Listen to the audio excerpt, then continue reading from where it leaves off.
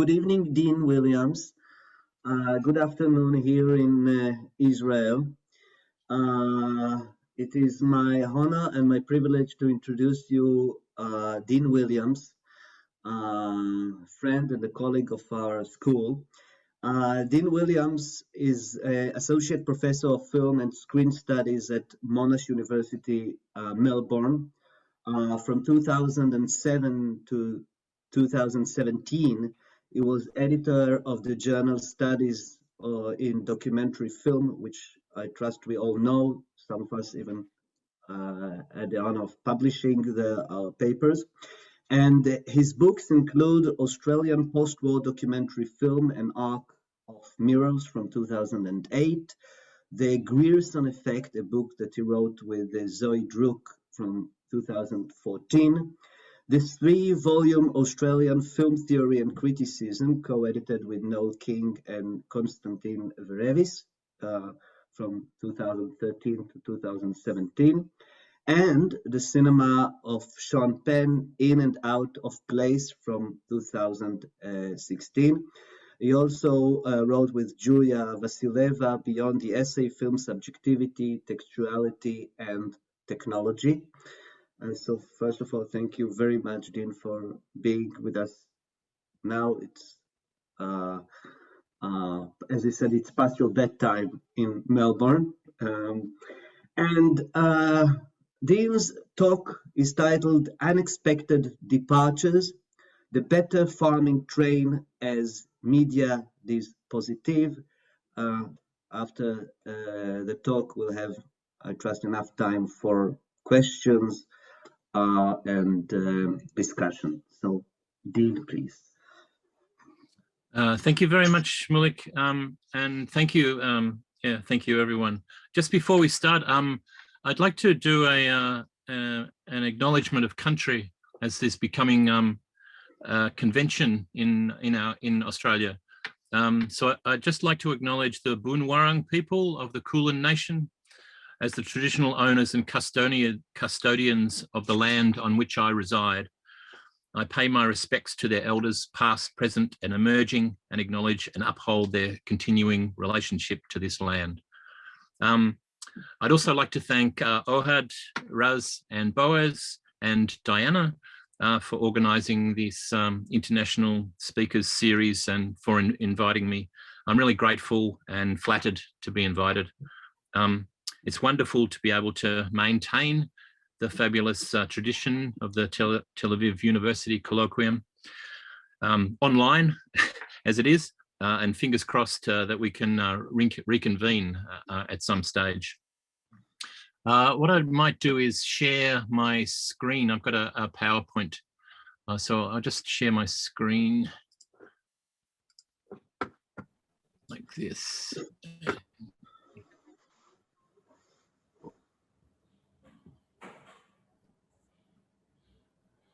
Sorry, slideshow from the start. I hope that's okay. Yeah. Today I'd like to speak about some research that has emerged from a project that I introduced to the Strangers to Ourselves colloquium back in 2016. It's a project researching utilitarian filmmaking in Australia from 1945 to 1980. Which, when I look at it, means that I'm very slow. Nevertheless, I'd be very pleased to hear your suggestions and responses for this, what is a work in progress. As I wrote in my abstract for this paper, in cinema studies, the train has loomed large as variously a figure of modernist vision, of alternative exhibition and distribution, of mobility, and agitational propaganda cinema. While there is substantial research into, for example, the Hales tours, British cinema trains, and Alexander Medvedkin's and Jigar Vertov's experiments, there is little work undertaken into the coterminous experiments, the better farming trains. In 1920s America, Canada, and Australia, the governmental better farming trains built on the emerging agricultural extension model to extend the multimedia approaches of lectures, material displays, of livestock and crops, magic lantern shows, and film projection to incorporate what is best understood, I think, as a media dispositif. This paper will depart from other extant accounts of cine trains by attending to this dispositif as it relates to theories of agricultural extension, histories of colonialism, and infant technologies. Of course, Dziga Vertov and Alexander Medvedkin's Soviet experiments are the best known of relations between cinema and trains, although even these have been obscured by mythology, and some contextualization is useful here because the earlier trains provide a useful model for research into the better farming trains in Australia. As Thomas Toad asserts, the Agit train, as he terms it, needs to be remembered as one of the travelling film shows alongside horse-drawn vehicles, cine trucks, and Agit steamers. It's useful for my purposes to recall the variety of means by which the Soviets sought to disseminate propaganda, as well as the truly multifaceted nature of the trains, including their cine wagon, as it came to be known. As Toad tells us, the Agit trains relied on the already extensive Russian railway system and was a means to tackling the enormous distances involved in communicating with far-flung populations who had heard about the revolution. Toad tells us the simple rural population wanted to see moving images of the now famous leader of the revolution and listen to him on the gramophone. Travelling cinema thus satisfied the need for vividness and topicality as well as closeness to life, Toad tells us. It's important to remember that we are talking about one carriage of the Agit train. As Toad reminds us, quote, "Unfortunately, even film historians lump together the sole cine wagon of the Agit trains of the early revolutionary period with Alexander Medvedkin's project of a cinema train exclusively dedicated to filmmaking in 1932, which was developed under fairly different historical conditions."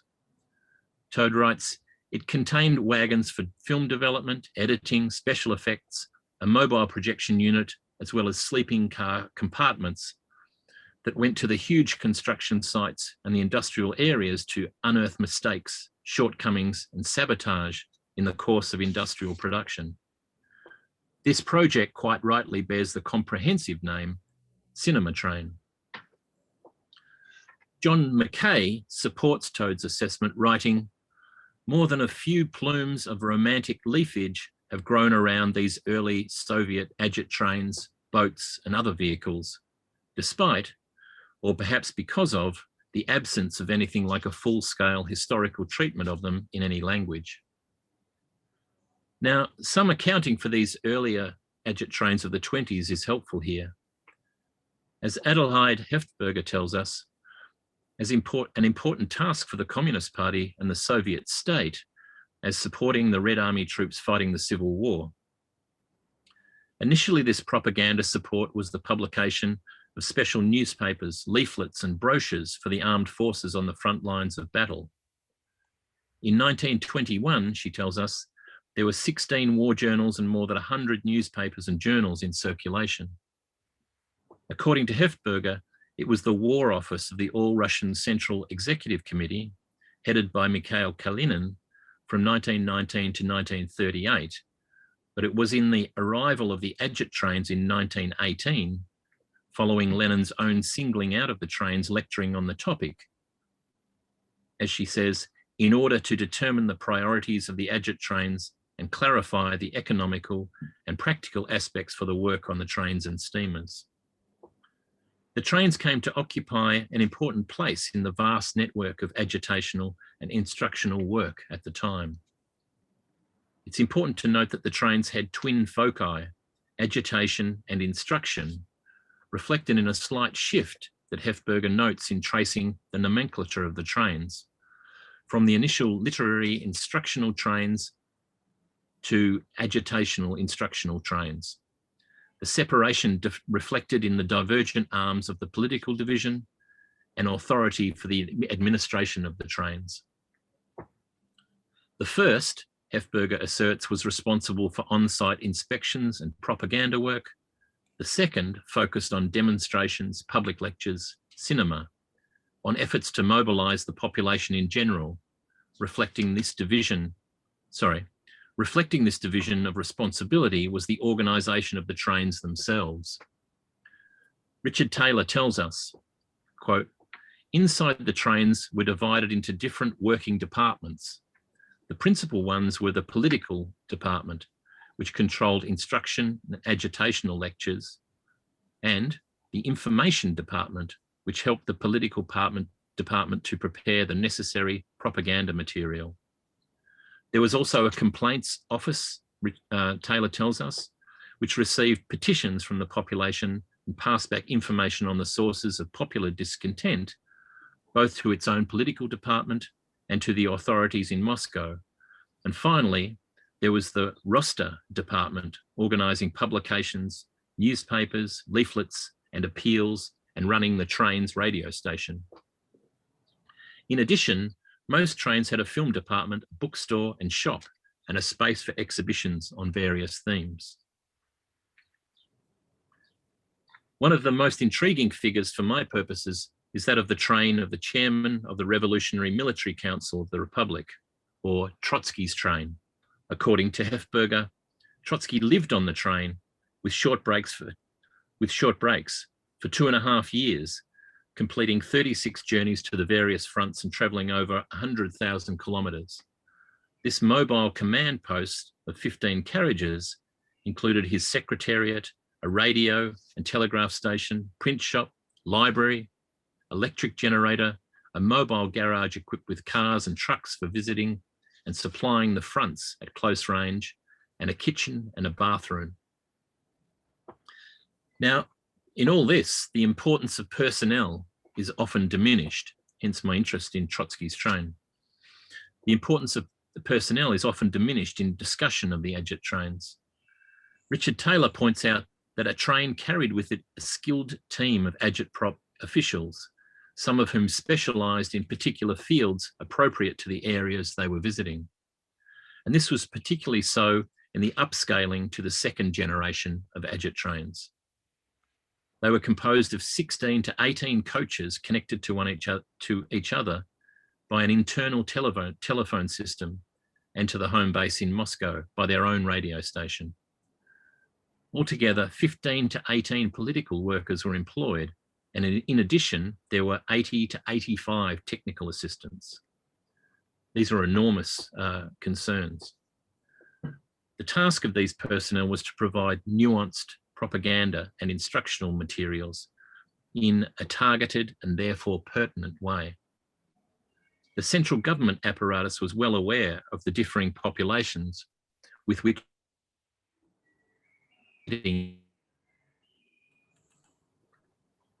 Taylor describes one of the agit steamers and portrays the combined problems of communicating with diverse and disparate populations and the importance of local knowledge.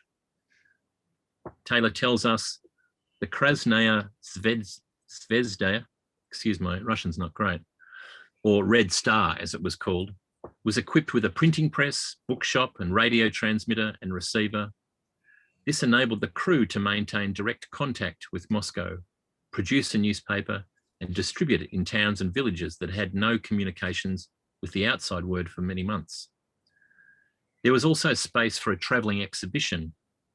The theme was changed according to the needs of the area visited, and subjects ranged from the electrification of the countryside to advice for mothers on hygiene and the care of children.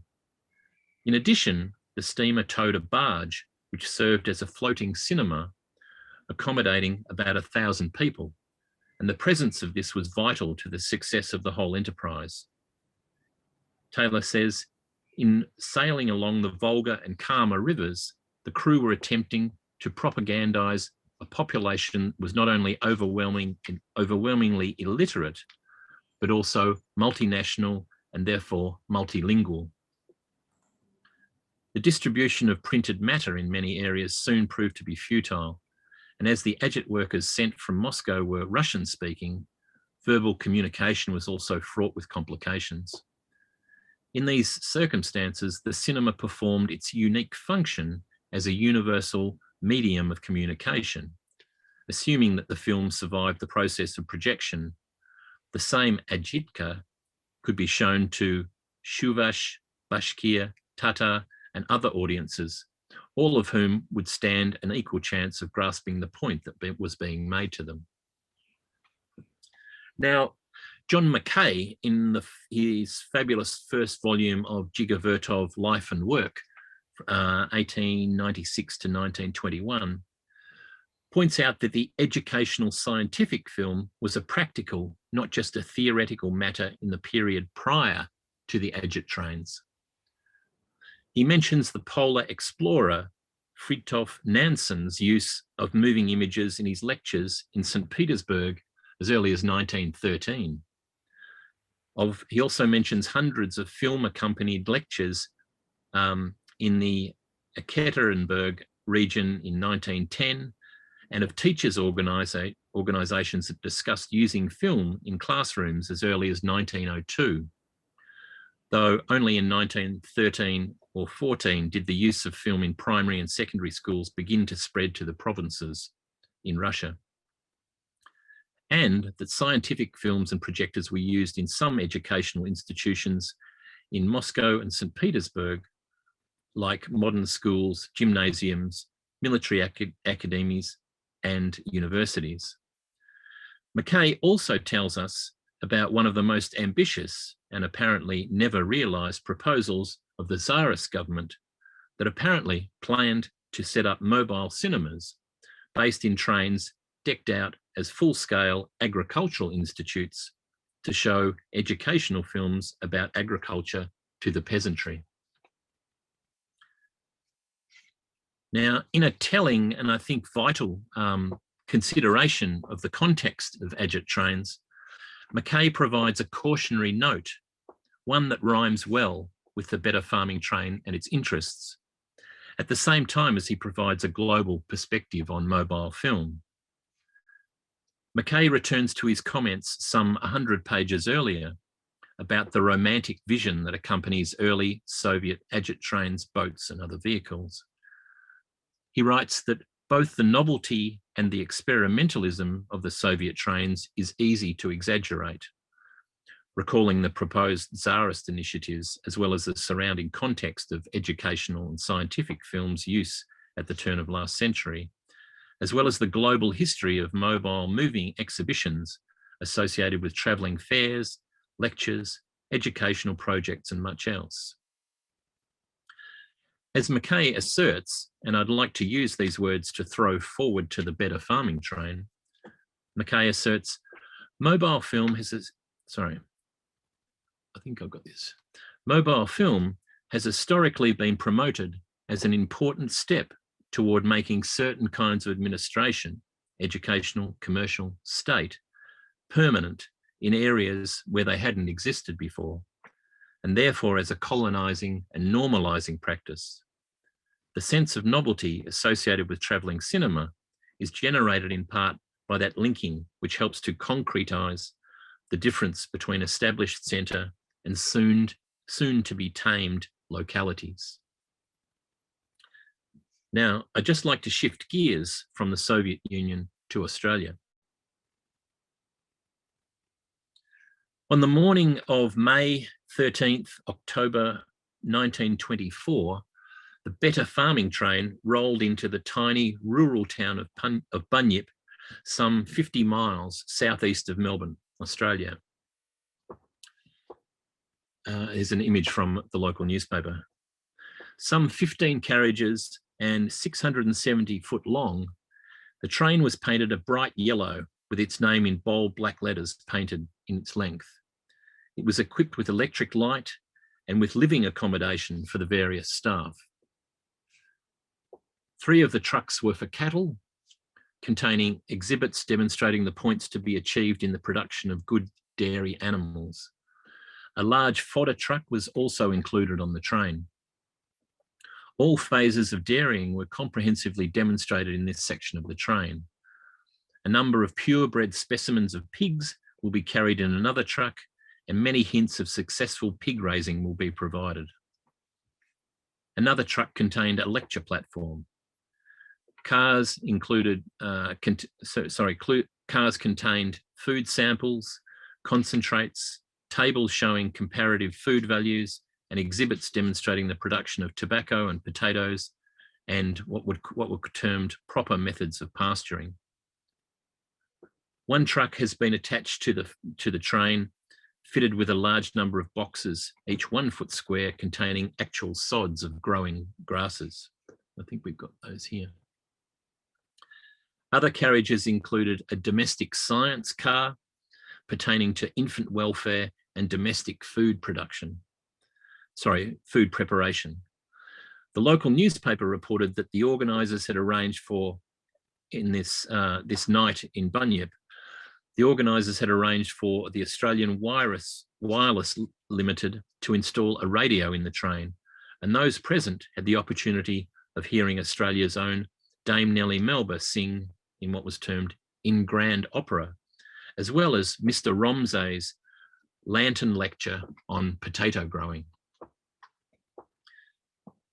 It seems that the train relied on the magic lantern displays for the visual component of its lecture series, probably external to the train in a lecture tent. Newspaper reports of the time indicate that the state of New South Wales, just north of Victoria, had intended to incorporate a film carriage in that state's version, but whether this occurred or not is uncertain. In Australia, despite the widespread utilisation of the media, the magic lantern has been largely ignored in popular culture studies up until only recently. While some, such as Elizabeth Hartrick, point to its sporadic use at mid-century through to its rise to prominence in the 1890s, to its eclipse in the public entertainment sphere at the beginning of the 20th century, others take a more measured approach, signalling the attractiveness of the media, particularly for its role in mobile illustrated lectures.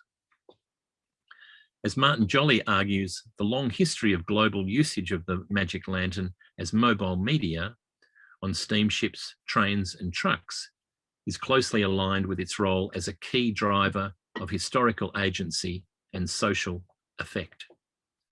Jane Lydon echoes these notions by considering the role of the magic lantern in the Australian colonies, building an audience that expected the lantern's role in education.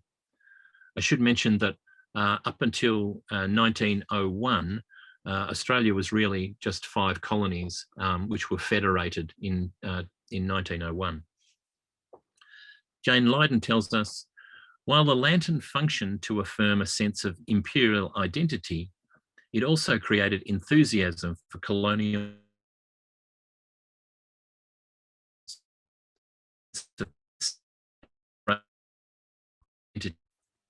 in the colonies at the turn of the 20th century. Social reformers increasingly sought to persuade, move, and inform mass audiences through a thriving lantern slide culture, generating diverse and sophisticated performances, such as the 1900 Salvation Army lecture, Soldiers of the Cross, which incidentally, many people, particularly Australians, consider to be the first feature narrative film anywhere.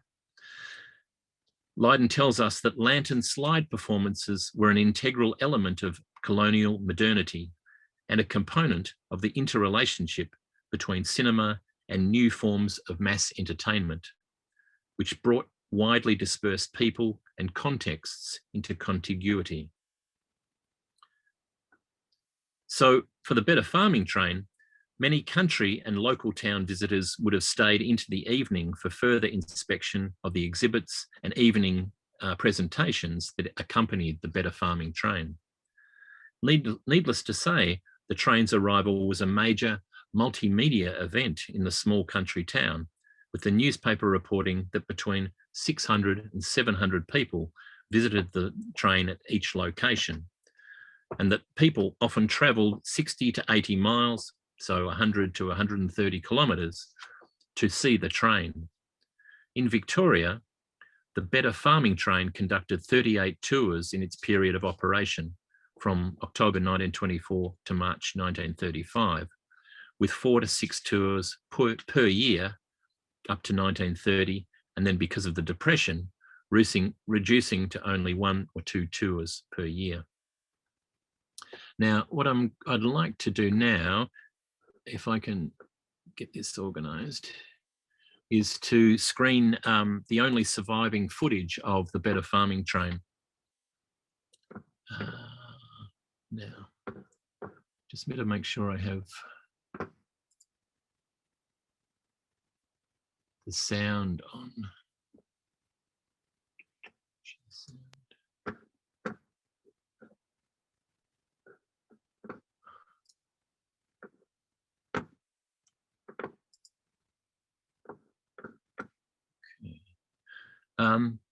This is a film called The Better Farming Train from 1925, probably shot by what was called the Cinema and Photographic Branch as a federal unit located in Melbourne. But it was given a voice-over narration and provided with titles and credits, probably in the post-war years, by the Victorian Department of Agriculture, Film and Radio Unit. I'll just screen a few minutes of this. Please tell me if the sound doesn't work.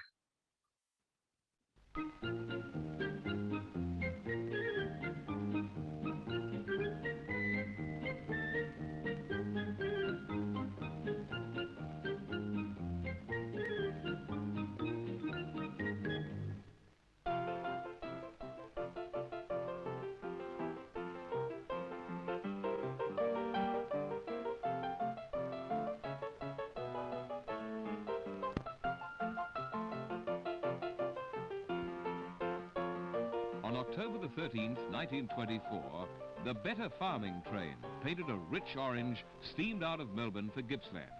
It made a striking picture against the soft green backdrop of a springtime landscape.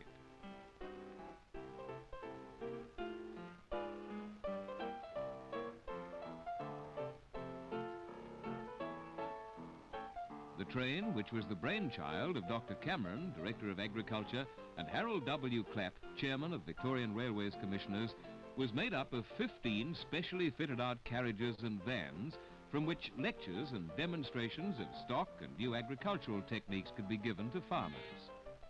Although strong criticisms of the usefulness of the project were made in both city and country, Dr. Cameron and Mr. Clapp held deep convictions that the enterprise would work. Through their determination and vision, the Better Farming Train began on that October morning in 1924. It was the first of 38 tours throughout the state over a period of 10 years.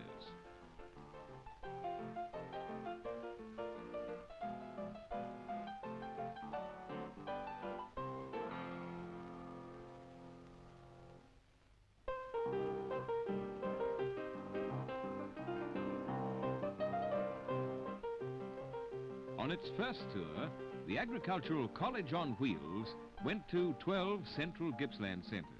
At Bairnsdale, 2,500 people turned out to see the train, and in all, over 13,000 were to visit the train on that first tour. The following month, the Better Farming Train went to South Gippsland.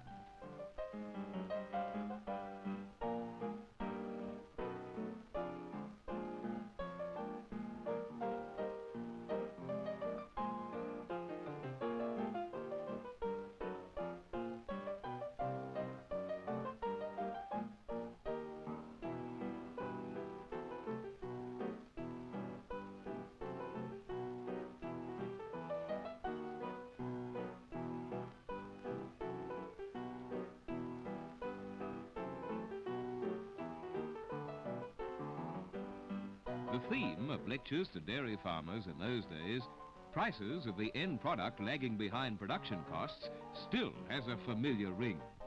Farmers were advised that the only permanent solution to their problem was to raise production per cow, per acre, per man. They were urged to breed from cows with a good record of butterfat production and to send the scrub bull to the butcher at once.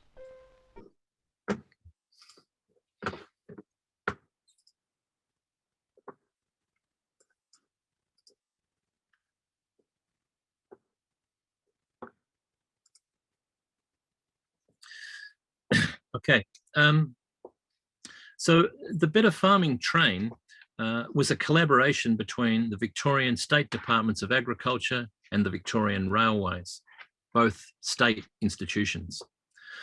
The brainchild of Harold Clapp, a manager and later vice president of the Columbus Railway Power and Light Company and vice president of the East St. Louis and Suburban Railway Company, Illinois in the US, took up the role in 1920 of chairman of the state or province-run Victorian Railways Commissioners. The Australian variety had its origins in the Canadian and American versions. As Roy V. Scott tells us, the emergence of the educational trains in the US can be traced back to the 1860s, when Congress provided grants of land to states to finance the establishment of colleges specializing in agriculture and what was called the mechanic arts. The resulting land grant schools that proliferated in the late 1800s were a response to the growing demand among the more articulate rural spokesmen in the US for systematic education in agriculture, which resulted in a realization that in order to transmit the available new information to the men in the fields and barnyards, coinciding with the gradual appearance of men trained in science, that the college officials soon realized that there was a disjunction between the establishment of agricultural colleges and the ability of ordinary farmers to access the facilities and personnel of the colleges. This realization led to the establishment in the 1880s of what were termed farmers' institutes. In reality, meetings of farmers coordinated federally. Many of the entertainment features common to country fairs, music, theatre, speeches, were employed to add interest, and good storytellers among the lecture staff were featured. Farm problems were discussed in the light of the most recent scientific research. This initial conception of extension services saw a rapid increase of off-campus delivery of agricultural knowledge, extending the scope of institution-based delivery to a variety of means, such as the publication of bulletins, pamphlets, and prepared lectures and demonstrations in elementary and secondary schools, and of course in correspondence and home reading courses. Roy Scott tells us, most spectacular, however, was a form of extension made through the cooperation of the railroad companies, the educational or demonstration train, which after about 1904 became a common sight in many rural communities.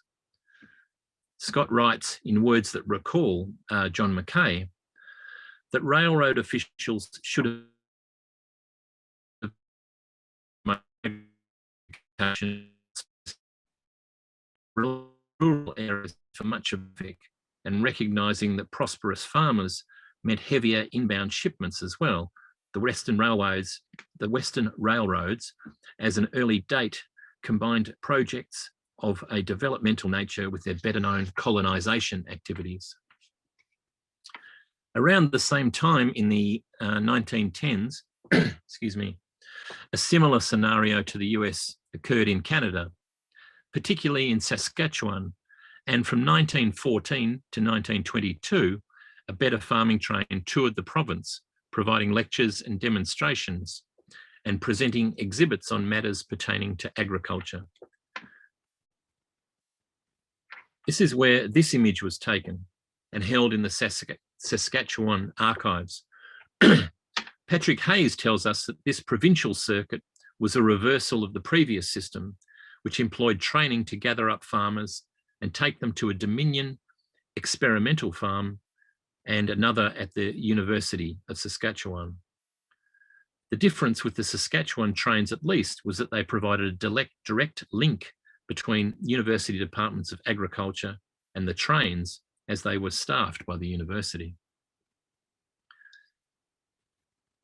These US and Canadian precursors to the Australian better farming train, and I should say precursors to the Soviet agit trains, saw the mobilization of agricultural extension that was occurring on a worldwide scale. In a less known example, John Mckay points to Brian Larkin's book, Signal and Noise, Media, Infrastructure and Urban Culture in Nigeria, accounting for British Imperial mobile film units that operated in northern Nigeria from the late 1930s to the 1950s, called Majiji, I think it's pronounced Majiji, a derivation from Magic Lantern. I'll return to Larkin's in a minute. The Victorian Department of Agriculture, like the US and Canadian versions, the Victorian better farming train was an early initiative of agricultural extension in Australia. The train's journeys with the goals of increased production, reduced costs, farming efficiency, improved stock, as this poster articulates, was indicative of the role the state played in promoting better farming practices. Excuse me.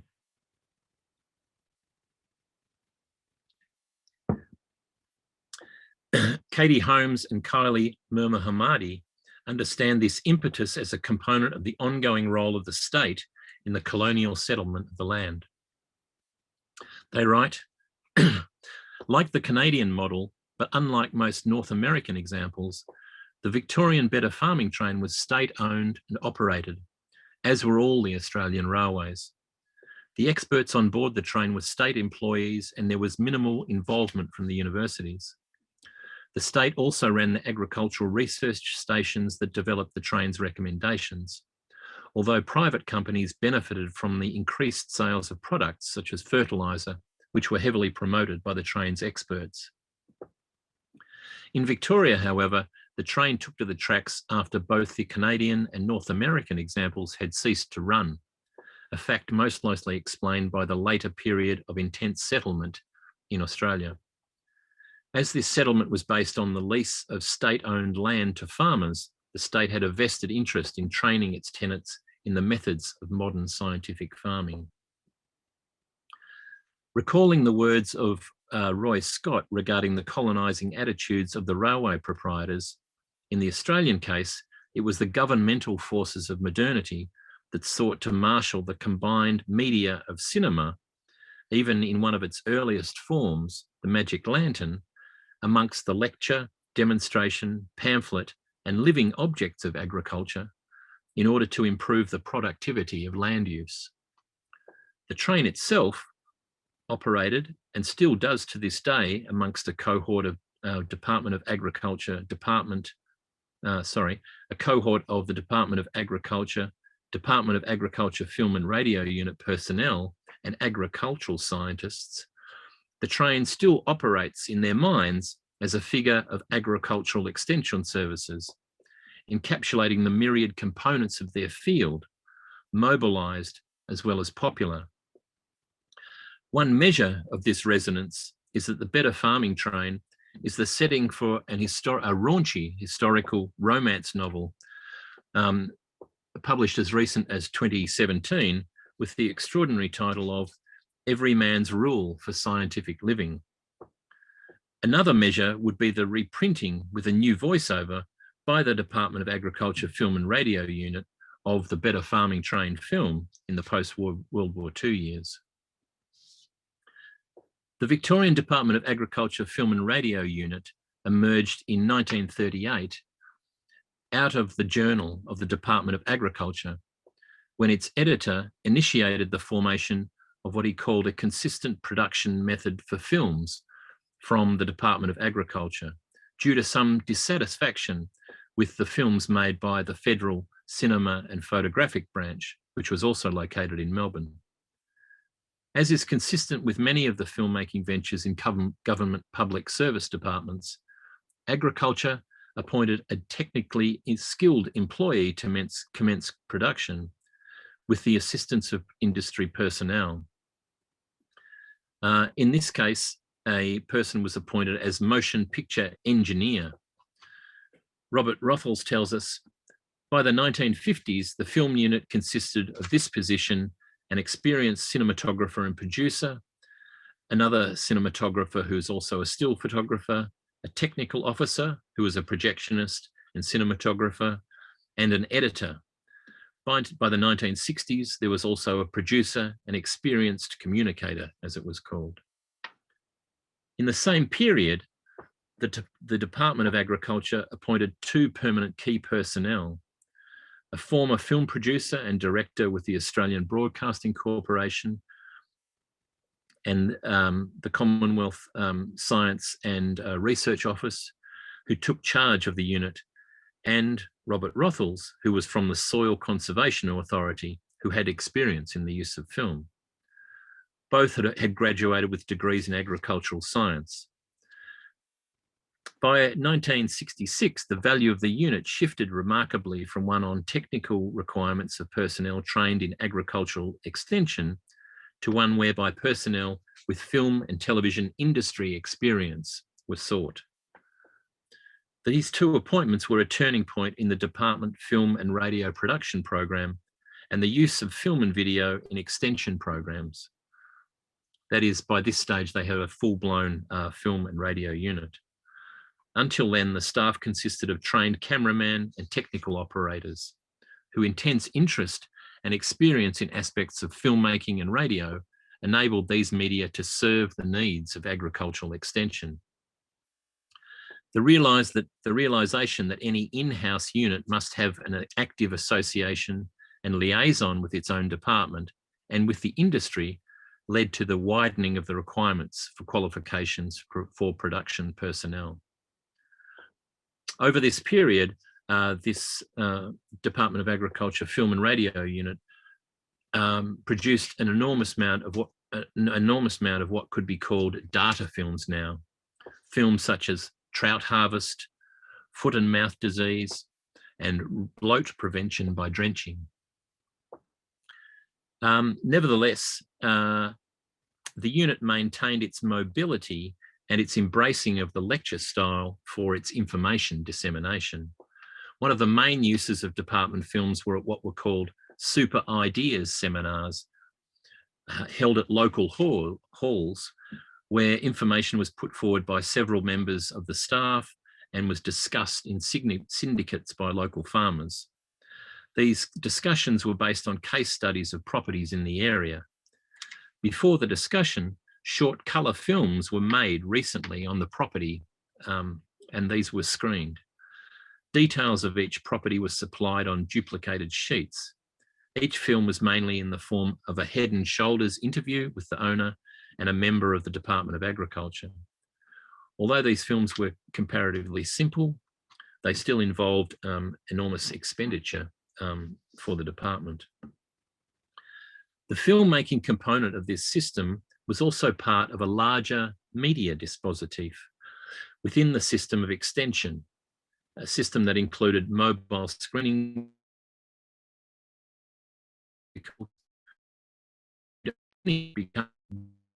before, but including the Better Farming Train, and other technical apparatuses, of films to accompany talks, of posters and magazine publications, of radio programs, of audiences and film festivals. It also saw the ongoing production of these data and instructional films, recalling the earliest kinds of projections that attended the Better Farming Train in lectures and demonstrations. I'd just like to screen a 2-minute extract from a 1960 film made by the Film and Radio Unit, a wonderful little production called Dressing a Chicken. And this film is made in a familiar house style in the mode of demonstration, as it was in the Better Farming Train.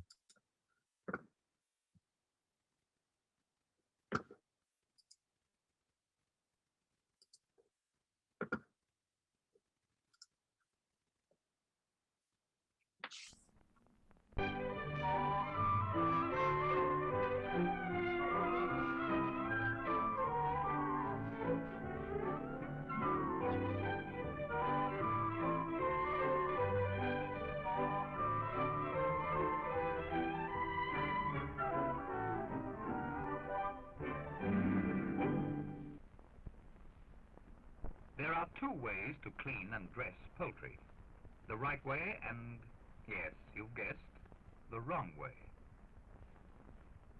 Let's not disturb this poor bird for the moment, and we'll see how to do the job the right way. First of all, we need a knife, shears, skewer, and string. If you are right-handed, place the bird on its side with the breast facing you and feet to the right.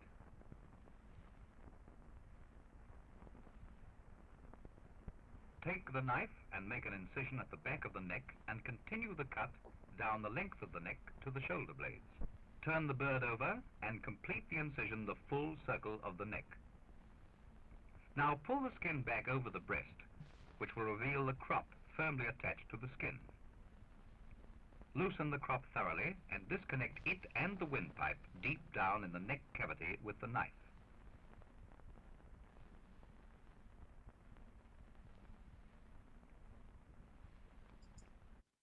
Okay, I think you get the point.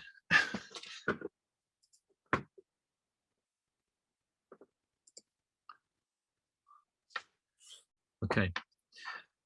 In recent years, we have seen a reconsideration of the notion of the cinematic dispositif, of what came to be known as apparatus theory that emerged due to the translation of Jean-Louis Baudry's seminal work in the 1970s.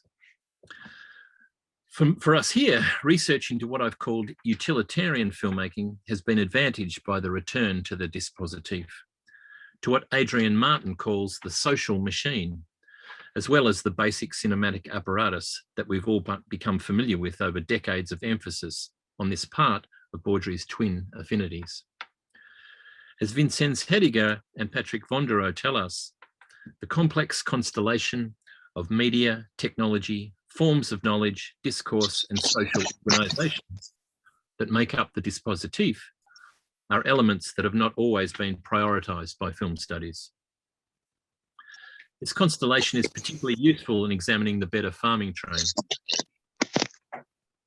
Oh, as I hope I've been able to convey, the better farming train belongs to a complex network of not only technologies such as locomotive transport and magic lanterns, of demonstration and lecture carriages, but of international histories of education and agitational mobility, of discourses of publicity and information transmission, of newspapers, pamphlets, flyers, libraries, of government and commercial forces, of landscapes, and of colonization. To conclude, I'd like to return to Brian Larkin's Signal and Noise, Media Infrastructure and Urban Culture in Nigeria, because he continues this line of thinking about the dispositif and its discursive interests, as well as recalling Mckay on global mobile cinema. Какая цитата прекрасная. Стой, не убирай. Молодец. Не убрал. Oh. Okay. Here, Larkin understands his research into mobile cinemas in Nigeria as distinct from, but in relation to the work of Wolfgang Schivelbusch and many others who have considered the role of railroads and figures of modernity and urbanity in relation to cinema. And he mentions Marianne Doane, Thomas Elsasser, Tom Gunning, and Miriam Bratu Hansen. He, of course, also mentions the writings of Walter Benjamin and Siegfried Krakauer, which in particular offered scholars in cinema, he writes, a means to theorize cinema through its role in a much wider complex of urban change and transformation. For Larkin's work on Nigerian cinemas, he makes the point that cinema emerges in specific social formations that shape its ontology and influence. He says, a natural question arises. If those social formations change, does this change our understanding of cinema itself? I'd like to adopt Larkin's words just to right at the end. I want to argue that we also need to rethink ideas about film across space and time. The historical formations are formed by other dynamics, by different epistemic structures that shape what cinema is. I want to examine how we might reframe the debate about the origins of cinema if we look at its emergence in sites outside of the West, and use that context to rethink some classical ideas about the nature of cinema. And then the slide. If cinema works to produce subjects by intervening in the physical and cognitive ways people understand and live in the world, it does so in a social field. By extending our conception of the social field to include different sorts of discursive contexts, we create a variegated picture of cinema's emergence and its social consequence. I've gone quite over time, but thanks very much for listening.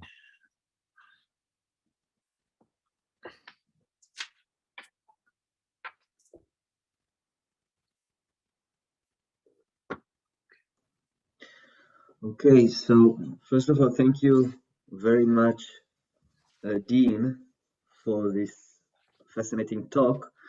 And first of all, a lot of things that were very new to us, especially concerning Australia, and I think Canada as well, and the United States. Is there someone who wants to ask the first question? Or I'll take the liberty of asking the first question. So maybe I will. It is very interesting because you deal here, I think, with technology and with with apparatuses of modernism, and you deal with them not only in Russia, but also in places where colonialism prevails in these times, and of course later, just such as Australia and the United States. And I was wondering whether these trains, educational trains, or this better farming train, were used not only for this context, but also for purposes that were more associated with colonialism, with teaching other issues such as history, such as trying to shape a certain kind of identity, schooling, and so on. Thank you, Shmulik. Yeah, that's a wonderful question. I think that there's a couple of things going on. Firstly, the earlier accounts of the films speak of colonization in a positive way. That the way that the trains were used in Canada and the US were understood to be they're understood to be I guess technologies that encompass the land, and in that way that is the way that colonization was used as a term, so that the traveling over the land and the enculturing of the land, I guess, in a sense, creating farmland was seen to be an act of colonization that was a good thing. And it's only, I guess, more recently that the way that the trains operated, and that was to increase productivity principally, so that the land that was being encompassed, that it was being travelled over, was seen to be only to be valued if it was productive, so that the trains were in service of that productivity, and the railways were mainly interested in supporting the better farming trains, because it would lead to an economic benefit to them. In Australia, that's more complicated, because of course the departments of agriculture and all the railways are state-owned. So the emphasis on productivity was to do with productivity for the well-being, I guess, of people, but also for government revenue, I guess, in that way. And cinema, of course, is imbricated in that process. I think that there's a continuation between what occurs in the better farming train, such as the magic lantern slides, right through the whole history of media production in Australia. And at the moment in Australia, there is a program on the national broadcaster, the Australian Broadcasting Corporation television. There's a program called Landline, which is the latest rendition of all of this. Landline contains, it's an hour-long program which contains probably maybe half a dozen stories about various pockets of agricultural industry around the country. And so its interest is in reporting back to farmers on successes or problems in agriculture. Thank you. Yes, Ohad, please. First, I want to join Shmulik's accolades and say how much I enjoyed your talk, Deane, and thank you for, explaining to us things about film practices that are so remotely from us and we know nothing about. But I'm thinking, I was wondering if you were thinking about other practices of filmic institutions that were in the service of governmental practices or supporting the efficiency of governmental institutions. For example, one example that I was thinking about is the GPA, the General Post Office film unit in Britain, which is of course a huge hub for innovation, was a huge hub of innovation. So as much as it was advocating for the efficacy of the post office or for propaganda services, it was also a place where, filmmakers like Len Lai were working and doing stuff that was formally innovative and at the same time also an advertisement. And I'm thinking, and I'm wondering if there is any correlation between the Australian example, a very early one, of course, and the GPA film unit.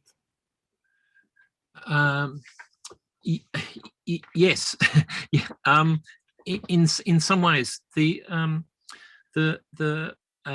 Department of Agriculture Film and Radio Unit is a despite my example of dressing a chicken, is a very interesting institution itself, because the person who was who ran the unit principally, or the main producer, a guy called Robert Rothels, was also a mad cinephile, and one of the main drivers behind the Film Society movement in Australia. So he was a mad cinephile and a kind of a raconteur. So there is this kind of I guess, like in the GPO, there is this kind of tension between instruction and innovation in film. I think that the GPO film unit had probably because of Grierson had the kind of confidence to let people like Len Lai go off and do whatever they want, or other personnel there. In Australia, there's this kind of in the Department of Agriculture, Film and Radio Unit, there is this kind of enormous tension where they have to be in service of the farmers and the department, but there is this constant quest to innovate formally all the time. And there are some quite crazy films, and the craziest film they made was a film about the film unit themselves. So it's an entirely self-reflexive, internally driven film, and the pitch apparently that they made to the department was that this film would be instructional in that it would let farmers know how the film unit operated. but when you watch the film, it's totally crazy, made in the early 60s. So it's kind of, it has this kind of weird cinema verite approach, people talking to the camera, people performing, this kind of it has a kind of a game kind of logic to it. It's very strange. So yeah, I think that my guess is that this happens with most, you know, small filmmaking departments, is that filmmakers want to innovate, but they have to also serve their masters. Yeah, I hope that answers the question. Yeah, thanks. Thanks. Anyone else? Yes, Boaz, please. I actually wanted to ask the same thing, so thank you. And thank you for the talk, but I was wondering whether there was any resistance, opposition. Do we know anything about less positive receptions? Did anyone laugh at dressing the chicken? It's a great question, Boaz, because at the time, I think that these films were taken very seriously. But of course, they now have an afterlife on YouTube. The archive that holds these films, the Australian Centre for the Moving Image,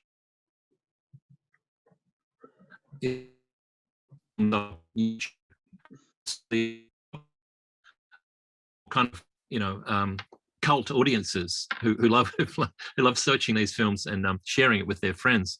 But I think at the time they were taken very seriously.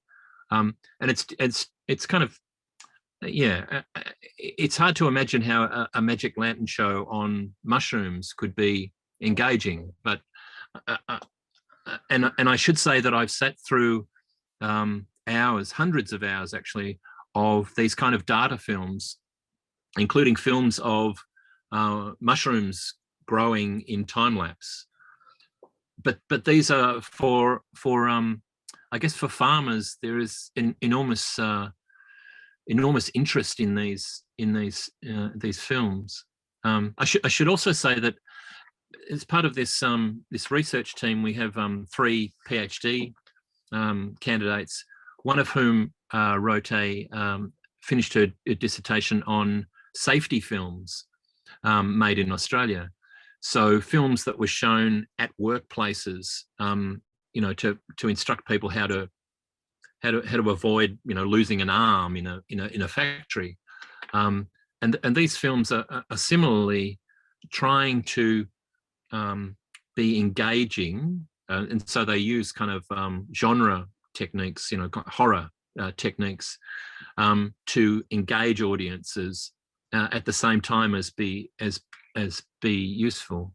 And Grace Russell, who wrote the dissertation, she says that her films are kind of the films that people don't want to see. They're kind of a weird genre that, you know, these are films that people get dragged to watch. So the filmmaker is faced with the task of dealing with a totally resistant audience, you know, before they even start watching the films. So it's a kind of a unique kind of cinema, I think. Yeah. Thank you. Thanks, Boaz. Anyone else has a question?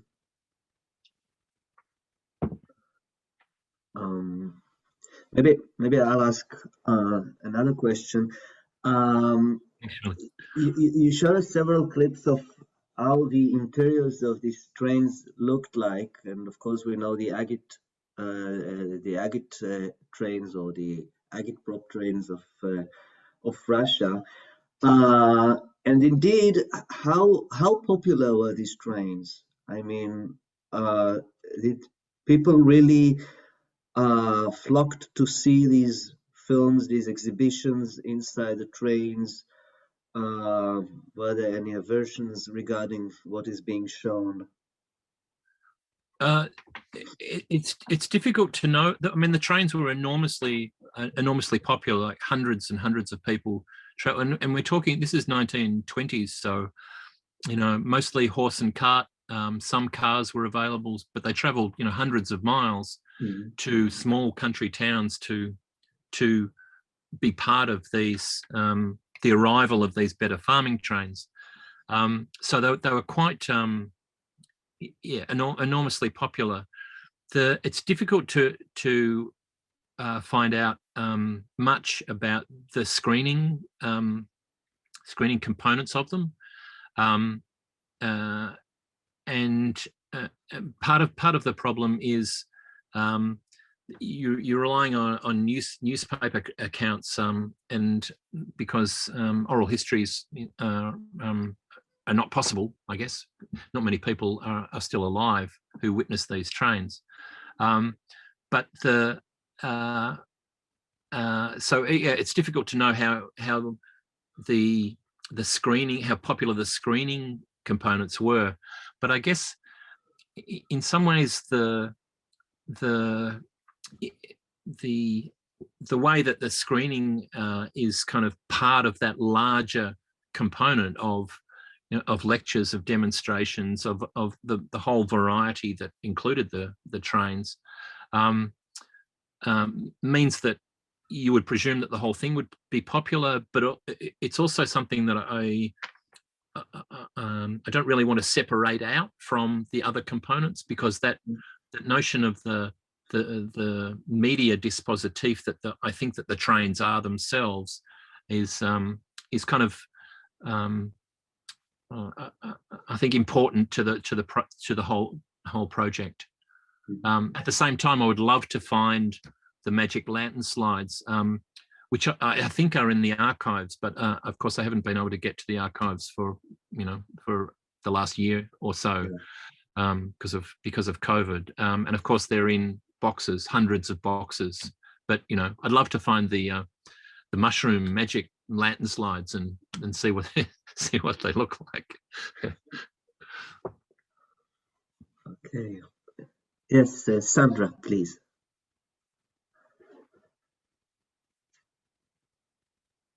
The mic, Sandra, You are muted. Myself, so I'm going to repeat what I just said. Thank you so much, Deane, and it's so lovely to see you. I'm just, sort of tapping into what everybody had just said, with a maybe stupid question. So are the better farming trains part of the history of cinema, or is the cinema part of the history of the better farming trains? How would you, having a bit of a problem in, mapping the two, both chronologically and conceptually? So if you can elaborate on that. Thank you. That's a wonderful question. To be honest, I'm not entirely sure. But I do take my lead from both John Mckay and from Brian Larkin's Mckay's work on Dziga Vertov and Larkin's on the mobile cinemas in Nigeria, because to me, I think that Vertov's work is much richer for thinking about what else occurred on the Soviet trains. We hear about the Soviet trains, and we presume that they were all like Medvedkin's experiments, a cine train. But we're talking about a carriage in a larger kind of dispositif, to do with pamphleteering, with radio, with a whole lot of different things, and Brian Larkin's work to do with the kind of the non-Western accounting for cinema is useful as well. In Australia, we think of ourselves as Western and non-Western when it suits us, but it's kind of useful given the most of the work that's been done on mobile cinemas and cine trains is European and North American, and British and North American and Soviet, and this kind of those models don't really fit, because cinema, I think that the railways is such a cinematic image at the same time as the use of cinema and magic lanterns on the trains. It relies so much on the context in which they're operating, so that it's never the trains are never similar wherever they are, whether it's Canada or the US or Australia. They're for different purposes. In Australia, they're state-based, but they're not state-based in the same way that the Soviets were in the political dimension, and they're very different to the commercial productions of the US, for example. So the context and their uses are much different. I'm not sure if that answers your question. I was trying to avoid your questions and avoid giving an answer. Thank you. Okay, thank you. Anyone else? Yes, Boaz, please. My image of trains and modernity takes me to an urban history and city films.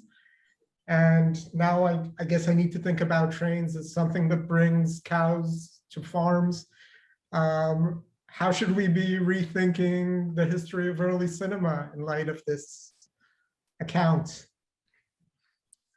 Yeah, exactly. I think, and you know, this is Larkins's point, and I think that, for example, I was getting really hung up in this early research because I was desperately looking for cinema on these trains, and I contacted our Martin Jolly, an Australian researcher who's our magic lantern expert, and I was talking to him about this, and I was saying, oh yeah, there's magic lanterns on the train, but I'm looking for the cinema, and he's going, why are you so hung up on cinema? It's in a continuum. These are magic lanterns. They are cinema, right? So I think that there is a history there that shifts our understandings of how early cinema developed, particularly when we consider the importance of the magic lanterns, but also the better farming trains in the US and in Canada predated the Soviet trains. So I don't know what the relationship there is at all, but I'm sure that there is one. But also when you think about the Tsarist proposals for the cinema trains, that these are. We've always seen the agitprop trains as such Soviet inventions, but the context of the traveling showman, the Tsarist proposals, and other work that going on really shifts many things, I think, to do with early cinema. I hope that is a response. Thank you. Okay. Another one? Okay, so I think, first of all, Deane, thank you very, very much for your talk. And I think now it's past midnight in Melbourne. So Yep. Thank you very much for being with us that late hour. And thank you all for being with us. And have a nice rest of the day. Thank you very much. Thank you, everybody. Thank you. You Been a did. real pleasure. Thank you. Bye-bye.